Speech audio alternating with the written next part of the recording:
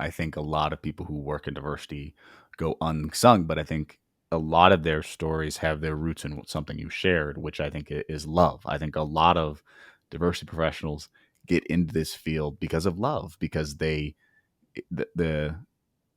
they don't want to see someone else experience the hurt that they themselves often have felt. And I think that's why this work is often so powerful. I often try to remind myself when the work is hard and when you're talking to these diversity professionals, as you have as well, and when they're sharing these stories and sharing like the struggles of and the mental health that really goes in to dealing with not just the issues of being a person of color, of being a woman, of being people from these underrepresented backgrounds, but then trying to bring it into an organization that has all these problems and help the organization and their employees deal with the same things on top of what you're already dealing with. Like you, the basis of that has to be love. Like it's just so much, and you have to have very broad shoulders to carry that. I think it's something very unique, and I just love the motivation behind it. Yeah, and I am such a big believer of like the power of storytelling. And that's basically what I feel like the podcast also is. It's a way to bring those stories to life. Like I feel like stories have the ability to kind of break down the stereotypes and the biases, and it helps people to really see and connect on like a human level, right? Because like we can always, when someone tells a story, automatically you try and see where the similarities or where you could resonate, or where that connection can be, right? Whether it be, oh, I have a sister, or oh, I come from a single parent household too, or oh, I went to an all girls school, like that. Do you know, those sorts of small things, because we're multifaceted people, right? So you Mhm. will always find there will be some sort of connection that you have with another individual. I think that's such a good point. And just to share one of the stories that I love, and I'm sure you've got a bunch, and I'd love to hear them. Is I remember I was talking to is one of the guests we had on. It was after we had kind of wrapped up and we were just kind of chatting. That she shared she was a woman of color. She shared with me something. We were just talking. She just shared a story of like because we were talking about this workplace that was kind of toxic. She shared a story with me. She used to put her hair in twists, and she was talking about like how early she had to wake up to put her hair in twists and all these types of things. But I had no idea how early. Like I have long hair, but like I ain't got to twist my hair. I could just wear it kind of how it is. So I'm very privileged, thankful for that. But she was like, "Yeah, I got to put my hair in twists," and did this thing. But she knew like one of the executives had a particular way they felt about that hairstyle. So she told me a story of how she woke up very early to get these twists, and she loved the way they look. And she was like, oh, I'm looking great. And she has very long hair, like probably down to like her chest, like very long hair.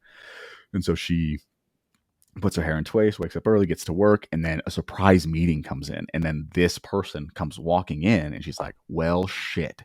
And just starts untwisting her hair that she had woken up like at 2 a.m. that morning to do because she knew. She knew she's like, look, this is a big meeting. I can't have this. So then she sits in her chairs and untwist it.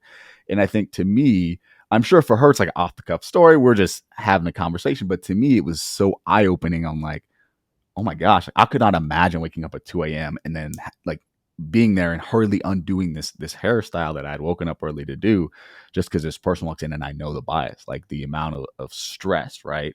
That has to be on her on a day-to-day basis to do her hair, and she's accounting for who she's going to interact with the day, like all those things. I was like, I think those are stories that are extremely powerful to listeners, and I feel super privileged as a host to be able to share and be able to hear. But I think those are one of the things, and I'm sure you have a bunch that just kind of like speak to you and changed my view on Black women and their hairstyle and what it takes. Dude, that's why you don't touch the hair. Like I'm sorry, dude, do not touch Black women's hair. I don't know how many times we got to say it. Stop touching the hair. No, I know, it's so, oh God. Um, but yeah, it's great that like you were able to hear that and understand that in that small story, like that small experience, which could so easily be glossed over, right? You could so easily overlook it. But and maybe she herself, and I know that um I've done this quite a few times, is that there's been situations that have happened to me that I'm just like, you don't even think about it. Like it is just what it is, right? Like, Yeah. oh, I've got a big meeting. I need to make sure. Oh, I've done something very similar. I've made sure that my hair is relaxed. I've taken my braids out and specifically made sure that my hair was relaxed and straightened for the next day because I had a big meeting. Because I didn't think that they would take me seriously if I had my hair in any other style, Mhm. which was more conforming to what they're like a traditional um kind of Caucasian woman would have, like straight kind of hair. And it's something that I've never really thought twice about Mhm. until as I've gotten older, I've been like, actually, you know what? Like, no, like I shouldn't, like what my hair looks like does not have any sort of bearing in my performance or anything really, Yeah. anything negative. So yeah, it's And I think that the latter part of you shared is something that's so important. I struggle with in my journey and stepping into kind of who I am is you in anybody listening, like you don't have to step into it today. And sometimes I feel like there's expectations by some people. Some people are born knowing who they are. Like I've had friends who I'm like, from the time we grew up, they knew who they were. They were unapologetic about who they were. They always wore their hair natural. They're like, look, this is who I am. You can deal with it, whatever. It took me a while. It took me a while to understand, like, no, I'm not gonna present a particular way or speak a particular way because that's how your expectations are. But I think it's okay to have the confidence to step into your own journey because at the end of the day, it is your own journey. And I think that's something that I wish we would do more of is mm, accepting that, right? You don't have to be here now. You don't have to be, yourself and be completely because it's a journey, right? We're always constantly evolving, which relates back to diversity and inclusion and the fact of like it's not no one gets there. Like I always think it's funny, and I'm sure you've talked to guests, like it's not a destination. It's not this place that we're gonna get to and it's gonna be this idyllic society.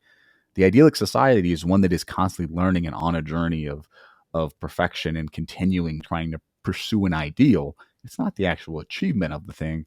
It's the progression and journey and creating, I think, hopefully a generation of folks that question things, that are willing to say, okay, is that truly the right behavior? And not have an existential crisis on asking, oh, I guess there could be some bias there. And I think that's huge. definitely. And I think um it's it goes to knowing that when you know that it's a journey, then you know and you understand why it's so important to meet people where they are because they may not be there yet. And Mm-hmm. that's okay. But you can kind of guide them and explain and educate them in order to get them to where they need to be and in order to get them on the right track, right? Um, so yeah, I think it's an ongoing journey we're on, and I Yeah. think it's not. I feel like it's not linear. Is it? Yeah, Yes. linear. Yeah. Yeah. I got It's not like bumps in the road. There's gonna be bumps in the road. We're gonna take some turns, twists and turns, right? And so, yeah. I think that's such a good point, and I think it goes back to kind of we're both hosts of a podcast, and one of the things that like we talked about in our pre-call planning is we don't always agree with our guests, but that's not the point. I'd love to hear your thoughts on that because I have a whole spiel on this. But what do you think about that? Yeah. I do you know what? It's one of those things where I think it's important if we're advocating and we are promoting inclusivity and we're saying it's a journey, we need to meet people where they are. It's so important that when you are confronted with somebody who has a conflicting ideology or perspective, that you're respectful, um, and you are able to articulate your own perspectives and your own views in a way that they can relate to and understand, maybe. And I think the goal isn't to change their mind. I think the goal should be to try and get them to understand where you're coming from and to understand what your lived experience was in order to get you to that thought process and then for them to somewhat maybe relate to where you're coming from, right? So that's how I go into it if I have somebody that is saying something that I'm like no. No, I think that's